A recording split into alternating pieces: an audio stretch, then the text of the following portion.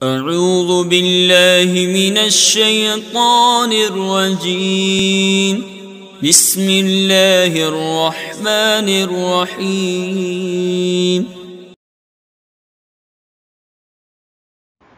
عزیز طلبہ، السلام علیکم ورحمۃ اللہ وبرکاتہ۔ میں محمد ناصر حسین مصباحی، استاد دارالعلوم غریب نواز الہ آباد سے جماعت رابعہ کے تمام طلبہ سے مخاطب ہوں۔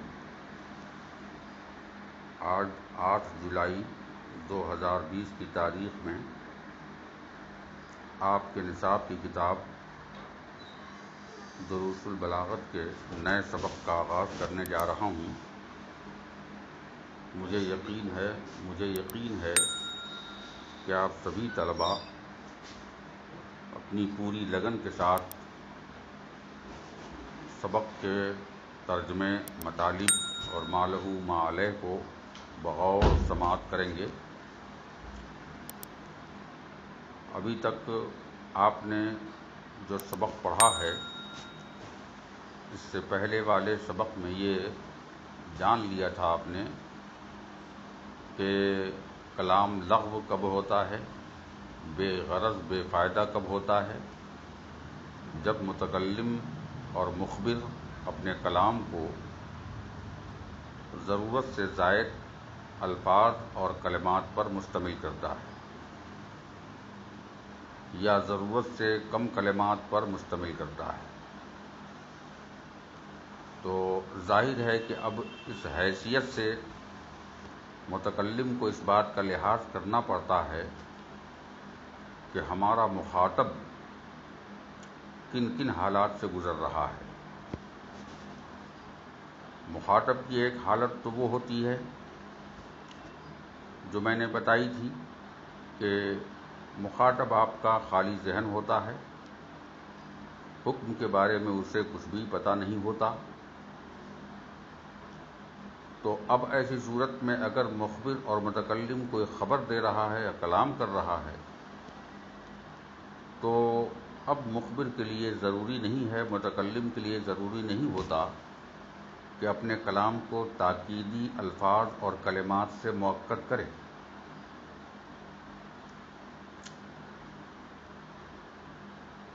اور اگر متکلم اپنے مخاطب کی دوسری حالت دیکھ رہا ہے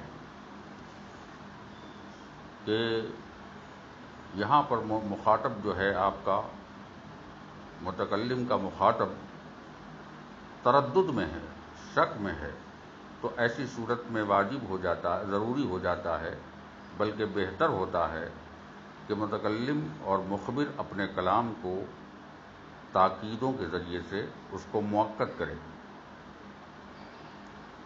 یہ دوسری حالت ہو گئی مخاطب کی۔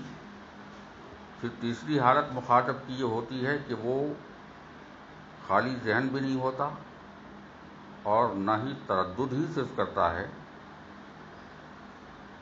نہ صرف تردد اور شک کرتا ہے، بلکہ وہ پوری طرح سے اس خبر کا انکار کرتا ہے، اس کو رد کرتا ہے۔ تو اب ایسی صورت میں متکلم کے لیے ضروری ہو جاتا ہے کہ اس کلام کی حیثیت بدل دے اور اپنے کلام کو ایک تاکید یا دو تاکید یا دو تاکید سے زائد تاکیدوں سے کلام کو مؤکد کرے۔ تو غرض کے مخاطب کے حالات کے مطابق آپ نے سنا اور پڑھا اس سے پہلے کہ کلام کی حیثیت بھی بدلتی رہتی ہے۔ تاکید لانا یا نہ لانا اس بات پر ڈیپینڈ کرتا ہے کہ ہمارا مخاطب کیسا ہے۔ مخاطب خالی ذہن ہے تو اس کو تاکید سے مؤکد نہیں کیا جائے گا، اور اگر تاکید سے مؤکد کر دیں گے ایسے میں تو یہ کلام لغو ہو جائے گا، زائد ہو جائے گا، غیر بلیغ ہو جائے گا۔ اور اگر کوئی متردد ہے، شک میں ہے آپ کا مخاطب اور آپ کلام کو مؤکد نہیں کر رہے ہیں، تو بھی آپ کا کلام غیر مفید ہو جائے گا، فائدے سے خالی ہو جائے گا، بے غرض ہو جائے گا۔ یا اگر واجب ہے، یا اگر منکر ہے تو اب واجب ہو جاتا ہے کہ کلام کو مؤکد کرے. اگر آپ مؤکد 1 یا 2 3 تاکیدوں سے نہیں کرتے ہیں تو آپ کا کلام بے غرض ہونے کے خطرے میں آ جائے گا. تو تینوں حیثیت سے جہاں پر کلام تاکید سے خالی لایا جائے گا اور متکلم اپنے کلام کو مؤکد نہ کرے گا، اسے کون سی خبر کہیں گے؟ خبر تینوں جگہ ہے. پہلی وہ خبر جب مخاطب خالی ذہن ہے اور اپنے کلام کو تاکید سے آپ مؤکد نہیں کر رہے ہیں، اس خبر کا کیا نام ہوگا؟ کہتے ہیں اس خبر کا نام خبر ابتدائی ہوگا. اور جہاں پر آپ کا مخاطب متردد ہے، شک میں ہے، وہاں پر کلام کو مؤکد کر رہے ہیں تو کہتے ہیں صاحب وہاں خبر تاکیدی ہوگا. اور جہاں پر جناب والا انکار کر رہا ہے تو کہتے ہیں اس خبر کا نام خبر انکاری ہوگا. تو کہیں ابتدائی، کہیں طلبی اور کہیں انکاری نام دیا جائے گا. تو اس کا مطلب ہوا کہ خبر کی 3 قسمیں ہو گئی: خبر ابتدائی، خبر طلبی اور خبر انکاری. انہی 3 قسموں کو آج مصنف نے اس کے اندر بیان کیا ہے، جس کو آج آپ کو جاننا ہے. انہوں نے کہا اضراب الخبر، خبر کی قسمیں حیثو کانا قصد المخبر بخبر ہی، جہاں کہیں مخبر نے اپنے خبر کے ذریعے سے ارادہ کیا ہوگا افادۃ المخاطب، مخاطب کو فائدہ پہنچانے کا، تو ینبغی ان یقتصر من الکلام علی قدر الحاجت، تو مناسب یہی ہے کہ اپنے کلام کو ضرورت کے مطابق ہی مختصر رکھا جائے. کہا کیوں؟ کہا حذرا من اللغو، لغو سے بچنے کے لیے. یعنی کلام کو اتنی ہی مقدار میں رکھا جائے جتنی مخبر کو افادہ حکم کے لیے یا مخاطب کے فائدہ پہنچانے کے لیے کافی ہو. اس سے نہ کم ہو نہ زیادہ ہو، کیونکہ کلام کا ضرورت سے زیادہ ہونا لغو ہوگا، اور لغو کو مستلزم ہونا یہ مخل فصاحت ہے. یوں ہی ضرورت سے کم ہونا بھی کلام کو غیر مفید کر دے گا، کیونکہ مقصد ختم ہو جائے گا. یہ حالات. فَإِنْ كَانَ المخاطب، اب اس بنیاد پر دیکھا جائے گا کہ مخاطب جو ہے آپ کا خالی ذہن ہے من الحکم، حکم سے. دیکھا جائے گا کہ مخاطب آپ کا خالی ذہن ہے حکم سے، من الحکم، حکم کے ذریعہ. تو اب کہتے ہیں یہ وہ حیثیت ہے جہاں پر مخبر اور متکلم القی الیہ الخبر مجردا عن التاکید، خبر لائی جائے گی یا خبر پیش کی جائے گی جو خالی ہوگی تاکید سے. جیسے مثال کے طور پر مصنف نے فرمایا نحو اخوک قادم، تمہارا بھائی آنے والا ہے. اب جس سے آپ یہ بات کہہ رہے ہیں تمہارا بھائی آنے والا ہے، اسے کچھ پتا نہیں کہ اس کا بھائی آنے والا ہے یا نہیں. جب آپ نے خبر دے دی کہ ہاں تمہارا بھائی آنے والا ہے، اس نے جان لیا کہ ہاں اس کا بھائی آنے والا ہے. تو یہ خبر ابتدائی کی قسم ہے.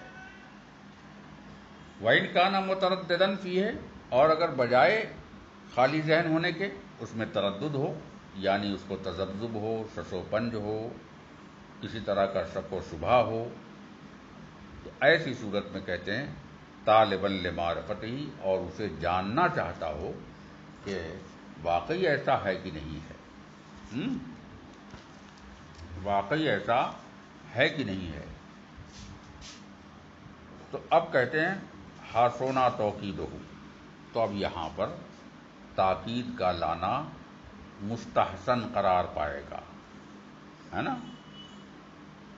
اب طالباً لمعرفتہ کی قید جو ہے، یعنی جاننے کی طلب کی کوئی قید اعتراضی نہیں ہے، بلکہ اس سے محض اتنا بتانا ہے کہ جاننے کی طلب عادتاً متردد کو لازم ہوتا ہے. یعنی جس کو شک ہوتا ہے کہ یہ معاملہ صحیح ہے کہ غلط ہے کہ نہیں ہے، تو اس کو یقینی طور پر فطرتاً عادتاً جو ہے وہ جاننا چاہتا ہے کہ ہاں سچ ہے کہ نہیں ہے. اس لیے قید اعتراضی نہ سمجھیں بلکہ قید اتفاقی ہے. کیونکہ انسان جب کسی چیز میں شک کرتا ہے تو فطری طور پر اس چیز کے حالات کو جاننا اور اس کا شوق پیدا ہوتا ہے. اس لیے کہا گیا حسن توقید ہو کہ اس کا موقد لانا بہتر ہے، یعنی تردد کی صورت میں بہتر ہے کہ کلام کو ایک تاکید سے تقویت اور طاقت پہنچاؤ تاکہ مخاطب کا شک دور ہو، اور ایسی صورت میں ایک سے زیادہ تاکید لاؤ یا کوئی تاکید ہی نہ لاؤ تو یہ مستحسن نہ ہوگا بلکہ لغو ہو جائے گا یا بے فائدہ ہو جائے گا، یہ یاد رکھنا چاہیے۔ اب یہ کہا مثال کے طور پر نحو انا اخاک خادم، یہ ایک خبر طلبی کی مثال ہو گئی، تو پہلے خبر ابتدائی تھی، اب خبر طلبی آ گئی، تو فرماتے ہیں جیسے ان اخاک قادم، بے شک تمہارا بھائی آنے والا ہے، تو انا آپ نے اس لیے بڑھایا کیونکہ مخاطب کو شک شبہ تھا کہ پتہ نہیں آنے والا ہے یا نہیں، اس لیے آپ نے انا تاکید بڑھا دیا۔ اب وہاں آپ نے کہا تھا اخوک خادم، تمہارا بھائی آنے والا ہے، آپ نے انا نہیں بڑھایا، تو یہ دو حالتیں ہو گئی۔ اب تیسری حالت کی طرف چلیں ہم، وَإِن كَانَ مُنْكِرًا، اور اگر یہی مخاطب آپ کا منکر ہو جائے، یعنی آپ کے بات کو بالکل ہی رد کر ڈالے اور ماننے کو تیار نہ ہو، تو کہتے ہیں وجب توکیدہ، تو اب ایسے میں تاکید لانا واجب ہو جاتا ہے نا۔ مصنف فرماتے ہیں بمؤکدن، چاہے ایک تاکید سے، او مؤکدین، یا دو تاکید سے، او اکثر، یا اس سے زیادہ تاکیدوں سے مؤکد کرنا ضروری ہو جاتا ہے، حسب درجۃ الانکار، انکار کے درجے کے مطابق، جتنا تیز انکار ہو اتنی تاکید بڑھاتے جائیں، یعنی انکار کی قوت و ضعف کے اعتبار سے تاکید لانا واجب ہوگا۔ اب اگر کوئی فی الجملہ انکار کر رہا ہے تو ایک تاکید، اور اگر انکار اس سے زیادہ طاقتور ہے تو دو تاکیدیں، اور اگر انکار اس سے بھی زیادہ درجے کا ہے تو اس کے مطابق تاکید میں اضافہ کیا جاتا رہے گا تاکہ مخاطب کے انکار کا ازالہ ہو سکے۔ جیسے ان اخاک خادم، پہلی صورت کی مثال ہے جس میں صرف ایک حرف تاکید ہے، اور وہ کون ہے؟ انا ہے۔ یا انہ لقادم، یہ دوسری صورت کی مثال ہے، انہ او انہ لقادم، جس میں ان کے ساتھ لام تاکید بھی ہے، یہ دوسری صورت کی مثال ہے۔ اور اس کے بعد واللہ انہ لقادم، یہ تیسری صورت کی مثال ہے، جب بالکل ہی انکاری ہو تو خدا کی قسم وہ آنے والا ہے، یہ بے شک وہ آنے والا ہے، اس میں واللہ واو قسمیہ بھی ہے اور انہ بھی ہے، علام تاکیدی بھی ہے، تین کی تین تاکیدیں ہیں، لہذا اب اس خبر کو ہم خبر انکاری کہا کرتے ہیں۔ تو اب آپ نے سمجھ لیا ہوگا کہ تینوں حالتوں میں تینوں اقسام بنتے ہیں، اور تینوں ہی حالت کی بنیاد پر تینوں حیثیت پیدا ہوتی ہے، اور تین طرح کے متکلم ہوتے ہیں، تین طرح کے مخاطب ہوتے ہیں، اور اسی حیثیت سے کلام کی تین قسمیں ہو جاتی ہیں۔ پہلی کا نام آپ نے خبر ابتدائی رکھا، دوسری کا نام آپ نے خبر طلبی رکھا، اور تیسری کا نام آپ نے خبر انکاری رکھا۔ تو انشاءاللہ آج کا سبق ہم یہیں ختم کرتے ہیں، باقی اس سے متعلق کچھ اور باتیں ہم اگلے سبق میں اس کا ہم ذکر کریں گے انشاءاللہ تعالی۔